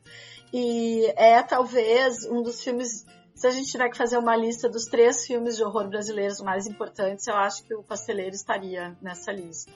Né, um filme impressionante. Que se a gente fala de torture porn hoje em dia, né, se a gente fala do serial killer, né, o Pasteleiro, Angélica, é um negócio impressionante. Ele atrai as moças, né, as prostitutas lá pra casa dele, dá chazinho, né, de jasmim, né, mostra o altar das mulheres lá na casa dele. E depois ele leva pra armadilha, né? É impressionante. É um filme imperdível. E a cena de gore, né? Que lembra muito Faces da Morte, lá o Flower of Flesh and Blood, né? Do japonês lá mutilando e decapitando as menininhas. É uma coisa horrível. O Pasteleiro é um filme inacreditável. A primeira vez que eu vi, acho que foi ali em 2004, por aí... eu tirei o filme numa locadora lá de Porto Alegre que chamava Zil Vídeo e que falava, porque assim, no misterioso pasteleiro, e eu muito inocente achei que era um filme meio sobrenatural, o Pasteleiro Misterioso, não me dei conta do que eu ia pegar. E eu me lembro que eu assisti aquele filme e falei, não acredito, eu preciso contar para as pessoas que eu vi isso. E o nome do filme é nome de porno chanchada, então assim... Você... É um nome de porno chanchada e é um filme que tem humor. O longa chama Quitarados, é um longa em episódios, mas o Pasteleiro é o mais comprido deles, tem mais ou menos uns 40 minutos, e é uma obra-prima de economia, de roteiro, de efeitos especiais, que foi um cara chamado Darcy Silva que fez, que era um gênio. Né? E muito bem dirigidos os atores. É um filme muito bem decupado. Provavelmente eles tiveram até storyboard. Se não tiveram, eles tinham alguma coisa parecida. É uma pequena obra-prima para quem se interessa por filmes extremos. E se você conhece o contexto em que ele foi feito, ele é um filme que faz uma autocrítica dos homens que trabalhavam naquela indústria de cinema em que as mulheres eram carne de pastel mesmo, assim. Então é um filme impressionante. Foda. Não, vou procurar com certeza. O John Doe, ele faz o Pasteleiro doido, né? Mas esse cara, ele também fez muita coisa legal, né? E tem, pra variar, outro filme de episódio, né? Em 3 episódios, que é o Pornô, né? Que ele vai fazer o Gafanhoto, que é um negócio, assim, que é um filme da moça cega, né? Que ela domina, assim, ela é uma espécie de viúva negra, só que ela é cega, ela comanda como escravo sexual, né, o sujeito. E na verdade ela não é cega, né? Eu não queria dar spoiler, mas ela assim, é muito legal o filme, né? John Doe fez também no filme que também, né, de episódio chamado Pornô. E aí você, poxa vida, né? Com um título desse, eu mesmo já iria imaginar que seria um filme pornô, né? Ou um pouco pornográfico. E é pornô com um pouco de exploração. Mas é muito bom, né? E é muita criatividade, né? Assim, o pessoal com baixíssimos recursos fazendo filmaços, né? Que, assim, o Pasteleiro, o Gafanhoto, né? Viva aí John Doe, né? Que é um dos que a Lara tava falando, que queria fazer cinema de autor, só que ele caiu ali na pornochanchada, né? Caiu nos filmes de sexo explícito e tal, e meio que não deu certo, né, pra ele. Mas onde ele podia, ele ia lá e fazia, né, o que dava. Com certeza, com certeza. Não, tem muita coisa aí interessante, né, que pro ouvinte procurar, pra ele buscar, pra ele se informar, né, e realmente esses criadores aí, eles são totalmente foda. Agora, uma coisa que me chamou minha atenção, vocês estão falando de filmes com títulos que o roteiro não tem muito a ver, né, com o título, né, então é isso que talvez afaste as pessoas às vezes, né. Tem muita gente que não assiste pornô chanchada, não procura esse cinema da boca do lixo, né? Na época era o contrário, né? Esses títulos eram o que chamava o público. Porque né, a lógica do exploitation é essa. Você promete muito mais do que você entrega, né? Se eu não tô enganado, o Perversão, que era do Mamilo, né? Lá do, isso, do Mojica. Palestrina, né, do Zé Mujica, acho que era pra chamar estupro o filme, né? Então, assim, vamos botar perversão, né? Porque também tinha a questão da ditadura, né? Então... É isso que é curioso, né, gente? Na época, muita coisa saiu nessa época, né? Da ditadura, né, e tal, né? É muito interessante, né? O Brasil sofrendo com a ditadura e esse cinema tava transgredindo, né, e tal. E como é que passava pelo censor, né, e tal? Como é que a censura permitia? É que eu acho que as questões que os censores estavam buscando não eram tão relacionadas com isso, né? Mas, ao mesmo tempo, esses filmes todos têm longas histórias de negociação com a censura, né? Então, isso é muito discutido até hoje. Alguns cineastas da Boca eram muito próximos ao regime militar, outros não, outros eram de oposição, né? E claro, era um tipo de... Era uma época em que havia uma certa reserva de tela e tal, e que durante um tempo o cinema brasileiro se beneficiou daquilo ali, mas era um tempo muito diferente do nosso agora e muito parecido ao mesmo tempo. Uma outra coisa que me veio na cabeça também é essa questão das antologias de terror, que a gente tinha muito com a Amicus, né, por exemplo, tem bastante no cinema americano e europeu de terror. No cinema brasileiro eu lembro do Trilogia do Terror, por exemplo, né, o do Fábulas Negras agora, mas é uma coisa que o Douglas, que também assiste bastante coisa, tudo pesquisa bastante, e você também, Laura, como é que é essa coisa das antologias do nosso cinema de gênero de terror? Ela é muito presente, ela é pouco presente, é mais pra cá que a gente consegue ver esse modelo, né, essa forma de várias narrativas assim no mesmo longa? Na verdade, os filmes de antologia eram muito, muito comuns na pornochanchada, mas geralmente não são antologias de terror, são antologias de 3 filmes de diretores diferentes. Isso fazia a produção sair muito rápido. A Noite das Taras, né? E com isso, você tem alguns filmes, como é o caso do pornô, como é o caso do Aquitarados, do Noite das Taras 1 e 2, né? E que às vezes alguns dos segmentos eram segmentos de terror, né? Isso tinha bastante. Mas como trilogia de terror, a gente tem o filme dos anos 60, que é o Mojica, o Candeias e o Persson, um filme excelente, mas que não foi um grande sucesso de bilheteria. Tem o Estranho Mundo de Zé do Caixão, que são 3 filmes do Mojica, né? E depois você vai ter essas antologias de cinema erótico, que frequentemente algum dos episódios é ou de assassino em série, ou de fantasma, ou dessas mulheres devoradoras e tal, como é o caso do Gafanhoto. do Gafanhoto, que é espetacular, né? É um filmaço, né? E baixo orçamento, isso que é bacana, né? E vocês estão falando trilogia do terror, né? Muita coisa, né? Isso foi em 68, trilogia do terror, se eu não estou enganado. Você tem o Che Guevara, né? Como fantasma. Sim, os fantasmas, 67. Não é, nossa senhora, como é que pode isso, né? Oswaldo Candeias, não é? Não, foi o Persson, né? Não, esse é o do Persson, O do Candeias é aquele demônio meio jovem guarda, assim. Isso, é o demônio Roberto Carlos, né?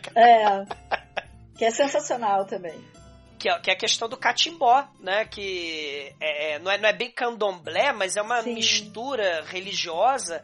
E esse elemento aí do terror é muito pelo que a Laura estava falando, da quebra do tabu, né? Se a gente pensa no Brasil, né, como país católico, pelo menos naquele momento, né, nos 60, né, e a Igreja Católica naquele momento apoiando a ditadura, né, você tem aí um filmaço subversivo, que é a trilogia do terror, onde você tem Che Guevara empunhando metralhadora, né, mostrando a metralhadora pro molequinho, né, você tem o Acordo, né, que é o jovem guarda ali, o rock and roll, né, o Satanás rock and roll, né, num ritual totalmente diferente e exótico, né? Isso é muito bacana. Então eu queria sugerir aqui no último bloco do nosso programa, antes da gente encerrar, que a gente fizesse aqui então 2 recomendações. Cada um, pode ser? Eu sei que isso daí é complicado, mas A gente de repente recomenda alguma coisa que o pessoal ainda não conseguiu assistir.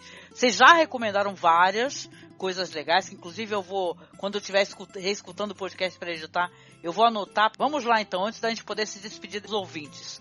Quer começar, Douglas? Que sei que você já deve ter alguma coisa programada já. Te conhecendo.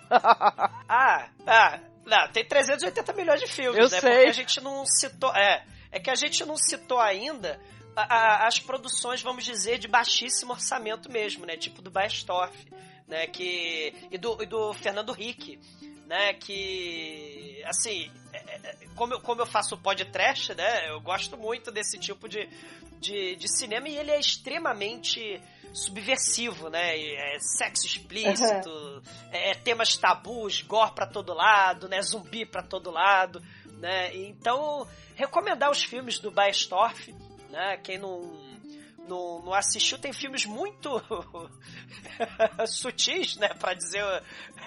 tem o Zombie 2, né? Por exemplo, né? Tem o Zombie 2, eles comem a sua carne, né? Tem...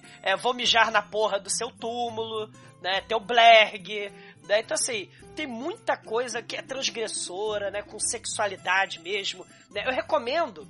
O Baestorff tem um site chamado Canibook, né? Que ele fez uma antologia de filmes de terror, assim.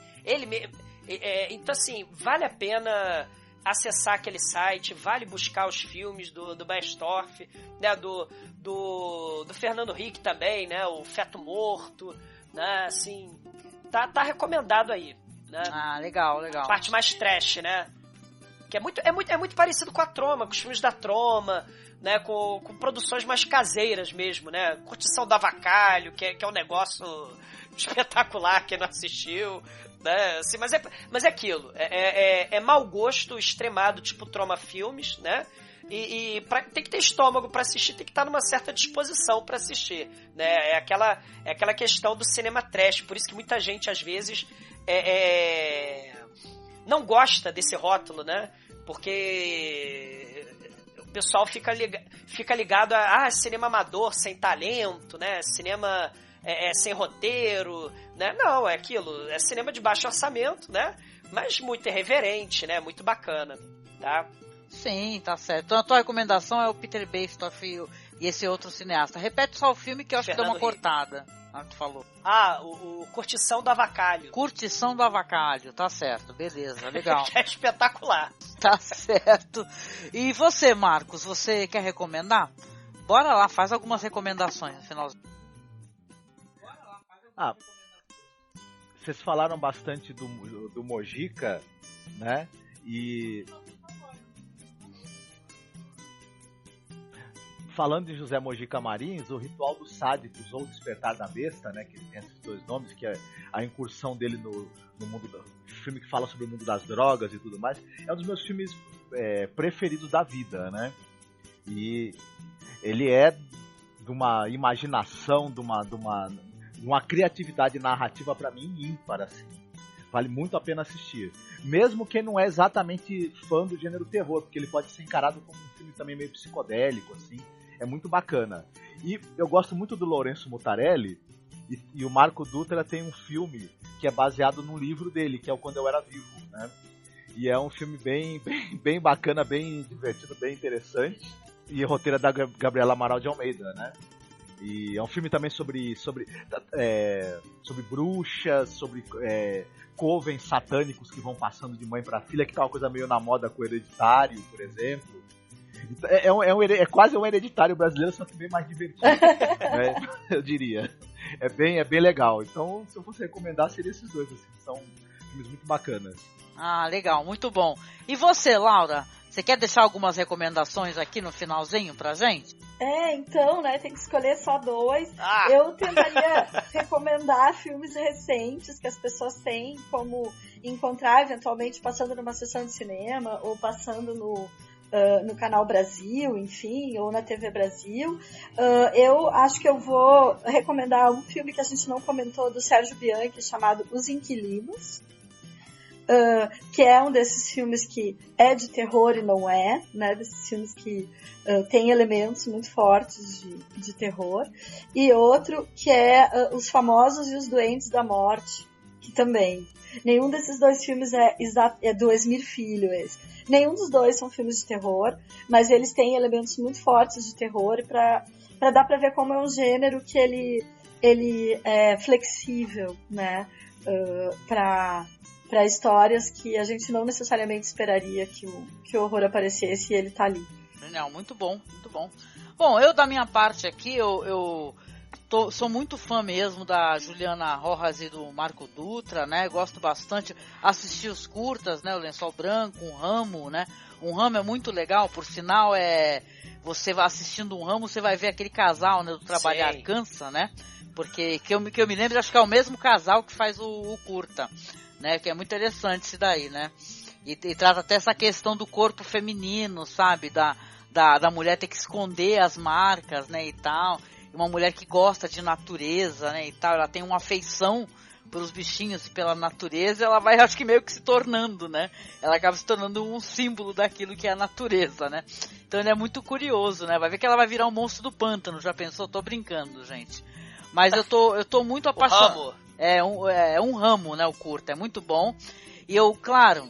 E tem o Duplo também da Juliana, Nossa, que é maravilhoso. Eu amei esse daí, Laura. Amei de paixão. Muito bom. A gente assistiu e a gente ficou de boca aberta aqui com o Duplo, sabe? Essa questão foi muitíssimo bem tratada. É um curto até que, né, 25 minutos, acho, né? E é sinistro, gente. É sinistro isso daí. Eu vou deixar link pra tudo que a gente andou comentando aqui na publicação. Então, se você tá escutando só pelo feed, né, baixando pelo feed e tal, dá uma passadinha lá no site só pra poder ver os links que a gente deixa lá pra vocês acessarem os trailers, etc, tá? E é claro, né, não tem como eu não recomendar As Boas Maneiras, né, porque é um filme que me deixou muito, muito balançado, esse filme maravilhoso. Eu tenho um carinho, muito afeição muito grande pela questão do lobisomem também, sabe? Eu gosto de assistir filmes de lobisomem. Eu gostei como foi tratado a questão até dos efeitos especiais, né, que parece que nem foram feitos aqui no Brasil, se não me engano, foi uma parceria, né, que fizeram. Eu gostei muito de como foi feita essa questão de mostrar o lobisomem no filme. Então, cara, eu babei, sabe, com As Boas Maneiras e muita coisa. E, aliás, eu quero deixar uma recomendação aqui, aproveitando o meu ensejo, que eu agora não tenho conseguido participar, mas eu participava de um podcast que é de mulheres, falando só de cineastas, mulheres, sabe, só diretoras. Então elas têm pelo menos, o primeiro eu tô participando, né, primeiro Halloween, mas no segundo eu já não tô.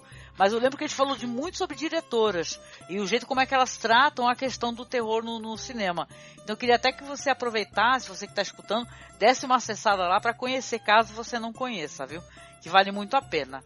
Chegando aqui nos finalmente, eu gostaria de pedir, né, para vocês, né, a gente já mostrou muito por que vale a pena você procurar o cinema de gênero aqui no Brasil, você valorizar o cinema brasileiro, né, você buscar os cineastas, você dar o feedback, cara, pro cineasta, que isso é legal. Façam isso sempre que vocês puderem, por favor, né? Falar pra eles e tal, marcar eles no Twitter, no Facebook, que você tá curtindo o trabalho deles.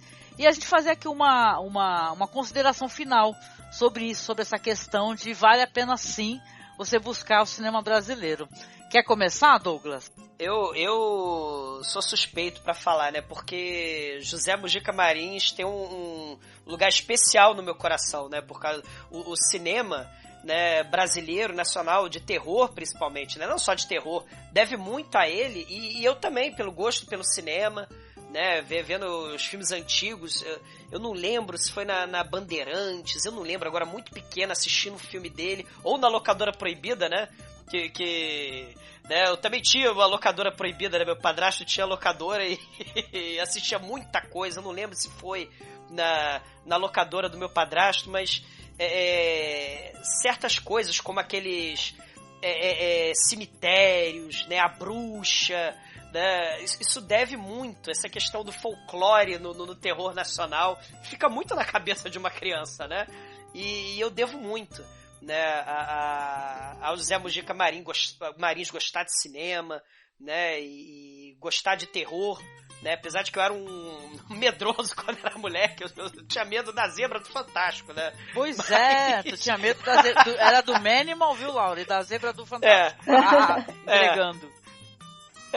Mas o cinema nacional de terror, né, ele fica na nossa cabeça, porque é psíquico, né? Aquilo entranha na sua mente, você nunca mais vai esquecer e você usa aquilo como exemplo, né? E realmente é com garra, criatividade, né? Cara de pau, maluquice, né? E muita garra, né? O Zé Mujica, ele realmente correu atrás, né? Isso é fundamental. E deixar aqui, né, todo o meu apreço, ele tá mal de saúde. Assim, no final das contas, o cineasta, né, no Brasil, infelizmente, ele tem que ser multitarefa, multimídia, né, tem que correr atrás mesmo de buscar orçamento, buscar gente para ajudar. O Zé Mujica tinha os acólitos dele loucaços, né? E, assim, ele deixou o seu legado e passou a bola pra frente, né? Como a gente bem falou, né? A Laura falou do Denilson Ramalho, né? Encarnação do Demônio, 40 anos de resistência. E vamos ver, né? Acho que a pegada é por aí do cinema no futuro, do cinema de terror, né? Você tem os zumbis, né? Mas eu acho que também você pode pegar o lado folclórico, né, brasileiro, né? A gente tem exemplos muito importantes aí pra seguir, né? E além, né, no cinema, as lendas urbanas, a Loura do Banheiro, o Curupira, o Lobisomem, a Mula Sem Cabeça, o Saci, tem muita coisa legal, né, Fábulas Negras aí, né, então é isso, é o recado que eu tenho, né, prestigiem também, né, o cinema, não adianta, né, a gente, vamos só consumir o blockbuster lá, né, porque a gente tem o nosso cinema de qualidade também, que muitas das vezes passa despercebido, né. Então é esse aí o meu recado. Exatamente. Excelente. Não, eu digo mais, assim, acessem lá no YouTube o canal da The Dark One Podcast, porque o Douglas é um ator excepcional, que ele interpreta o Vincent Preço. Então vocês têm que dar uma assistida lá pra se divertir com os filmes da The Dark One, viu? Porque afinal de contas, a galera ela é produtor, né, também de cinema, então vale a pena. Eu tenho um DVD autografado, gente. Olha só, minha honra, que eu tenho um DVD autografado da The Dark One. Mas é honra mesmo. Olha aí. Maravilhoso. E Douglas, já aproveitando o ensejo, fala um pouquinho e dá o teu endereço lá do Podtrash pro ouvinte que não conheça, né, o projeto, que já tá, sei lá, já tá quantos anos no ar? Muitos, né? Já tá uns 7 anos por aí, né? Desde 2010, né? A Dark One Productions, né, foi uma das produtoras cariocas nessa época aí do final dos anos 90, né, que a gente fazia muito filme caseiro, né? Peppa Filmes, né, o Paulo Balado, né, BRV Movies, e a gente fazia também filmes trashes, né, velho movies, esses filmes bem caseiros aí, né, dessa época aí do Peppa. E aí a gente acabou a vida segue, a gente se separou, mas voltamos aí com o Podtrash, né? E a gente fala de filmes trash, fala de filmes do horror, filmes escabrosos, né? E tenta dar o contexto da época, né? O que o filme foi produzido, fala das curiosidades. E a gente tenta um pouco buscar aquele filme que... né, sei lá, na semana do lançamento do Vingadores 10, a gente vai estar falando do massacre do micro-ondas, por exemplo. Né? Então a cama assassina. A cama assassina que, né, dividiu opiniões lá, mas é espetacular, né? É um filme existencialista de uma cama. Bom, mas assim, é o The Dark One, é o Podtrash, né? E, assim, é uma honra. Toda vez que a Angélica me chamar, eu tô aí. Tamo junto. Um abraço aí pra todo mundo. Prazer, Laura, né? Muito bom gravar de novo com o Marcos. É isso aí. Legal. Muito bom. Obrigada, meu amigo. E o endereço lá, viu? Opa. Não esquece de falar que é td1p.com, não é? Do Podtrash. Ou nicolascage.com.br. Ou dolphludgren.com.br. Miseráveis, Eles são os canalhas lá. Engraçadíssimo. Os endereços são muito bons, viu? Legal, Douglas. Valeu, meu amigo. E você? Falou. E você, Marcos, considerações? Sobre essa coisa do... A gente tem medos que são universais, né? Todos os povos conhecem essa sensação e contam histórias sobre o medo, né? É uma coisa que o ser humano precisa pensar e purgar que ele está sujeito a ele o tempo todo. Faz parte da convivência humana o medo, né? E porque a gente também convive num mundo do que tem muito do que a gente não entende, não conhece, não controla. E aí o medo entra com força. Mas tem medos específicos de cada sociedade. E situações específicas em que o medo se insinua que variam de povo para povo. Então, o cinema de terror brasileiro também é um retrato nosso, dos nossos medos, das nossas situações absurdas, né? É um retrato do nosso absurdo e do nosso horror particular aqui da nossa sociedade ao longo do tempo. Então vale muito a pena a gente conhecer essa produção, que ela também gera uma reflexão aí sobre quem nós somos. Além de ter muita coisa extremamente divertida e legal de assistir, viu? Muita mesmo. É isso. Beleza, Marcos. Eu não vou falar pra você fazer jabá, porque tu é do mesmo blog que eu, né? Então deixa pra lá, né? Mas olha, finalizando aqui, antes de eu dar minhas considerações, eu quero agradecer novamente a você, Laura. É o prazer, a tua simpatia, a tua generosidade de você estar aqui fomentando conhecimento, trazendo conhecimento pra gente, pra tanta gente aqui que vai escutar o programa. Eu que agradeço, gente. Eu queria que você também desse suas considerações, e caso você tenha algum material que você queira divulgar, alguma coisa que você andou escrevendo, ou mesmo, né? Você já aproveitasse o ensejo já para fazer essa divulgação. Então, gente, eu queria agradecer muito pelo convite de vocês. Adorei essa conversa. Fico muito feliz da gente ainda ter essa oportunidade, né, de discutir esses filmes e a cultura brasileira em geral. Eu, há muito tempo, eu tinha um blog, mas eu não atualizo há anos, porque eu acabei me dedicando muito à área acadêmica, né? Então, a maioria das coisas que eu estou escrevendo são de revistas acadêmicas ou congressos e tal, mas, enfim, é tranquilo a pessoa dar um Google aí e procurar alguns textos. Eu sou uma defensora de que os estudos acadêmicos sejam acessíveis, então eu procuro escrever sempre de uma forma que seja possível um leitor não especializado entender.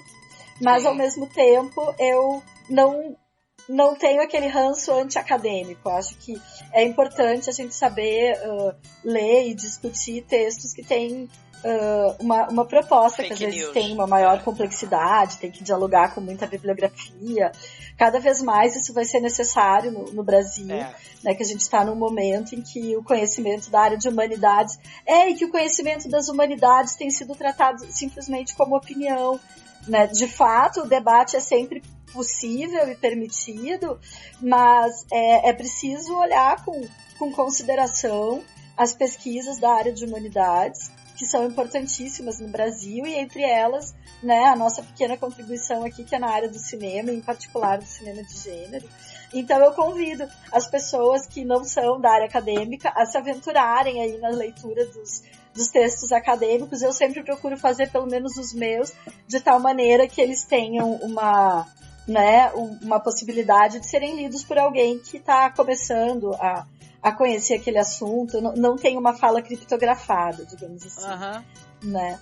E aí fica a dica, quem quiser se embrenhar nessas leituras está convidado. Ah, sim. Se você não se importar, eu até gostaria de colocar o link para algumas coisas para o pessoal poder acessar. Eu posso colocar sim, na postagem? Claro, sim. Porque eu fiquei muito feliz, assim, lendo os teus textos, assim, achei muito legal mesmo, sabe? Então é bom demais poder ter você aqui, viu, nesse podcast, onde a gente finalmente falou do cinema brasileiro, viu, Laura? Obrigada, coração, viu? Tá bom. Quero agradecer você, ouvinte, porque você está acompanhando a gente já aí há muitos anos, né? A gente já vai o quê? Para o 9º ano, se eu não me engano, né? Que a gente está fazendo podcast aqui agora a gente vai estar com endereço novo. Esse podcast deve sair no novo endereço que a gente criou, né? E olha, o cinema brasileiro é um cinema de altíssima qualidade, seja um cinema que o pessoal chama de gênero, né, de terror e tal, ou um cinema de outros gêneros, os dramas e tal. Eu gosto muito de acompanhar. Pelo visto, não acompanhei o suficiente. Tem muita coisa que eu ainda preciso assistir. E eu tô junto com vocês aí também para buscar e trazer o conhecimento, né? Eu lembro aqui, eu sempre gosto de mencioná-lo, né? Porque aqui em Santos, aqui na nossa Cinemateca, né? Apesar de eu morar em Guarujá, eu frequentei muito tempo a Cinemateca. E tinha lá o Maurice Legear, né? Que é um cineclubista famoso, né? De Santos, né? E tal. E ele sempre falava que o problema não era o filme, o problema era o espectador, né? e sim o olhar do espectador, né? Então eu acho que esse podcast é um convite a você, caso você não tenha muita curiosidade, você buscar, né, assistir mais esse cinema brasileiro, para que você possa ver a qualidade, né, do que está sendo realizado, né? E mesmo quando não tem qualidade, ainda eu acho que ainda é interessante a gente buscar mesmo assim, porque uma coisa ou outra, um traço ou outro, a gente vai encontrar de curioso para que a gente possa discutir. Não é isso? Sim. E finalizando aqui o podcast, eu quero deixar então os nossos endereços de contato, tá? Se você está acessando pelo nosso feed, é masmorracine.com.br, novo endereço. Nosso Facebook é facebook.com/cinemasmorra, ainda está invertido, o Facebook não deixou mudar, infelizmente. E o nosso Twitter lá, nós estamos como @masmorra_cast, né? Não deixe de dar o feedback, você curtiu o programa, dá o feedback para mim, para Laura, para o Marcos, estamos aí nas redes sociais. E é isso, gente. Beijo grande e até o próximo ano, que eu espero que a gente tenha podcast, a gente tenha democracia, a gente tenha tanta coisa, que a gente não perca, né, a nossa frágil democracia. Que a gente tenha filme. Filme.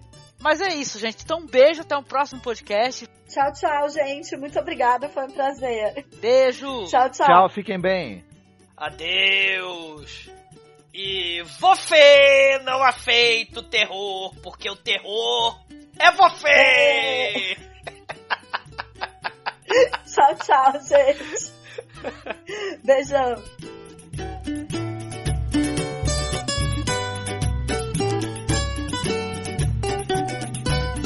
Eu sou um ícone do cinema de terror no Brasil. Sou um homem realmente que faz aquilo que gosta, faz com prazer, coisas que vão para o exterior, filmes um atrás do outro. Lá eu sou chamado de Coffin Joy. Tenho realmente muito mais adeptos e respeito, tanto na França, na Espanha, na Argentina e principalmente nos Estados Unidos e Inglaterra, do que eu tenho aqui. Lá eles realmente põem o tapete vermelho para mim passar.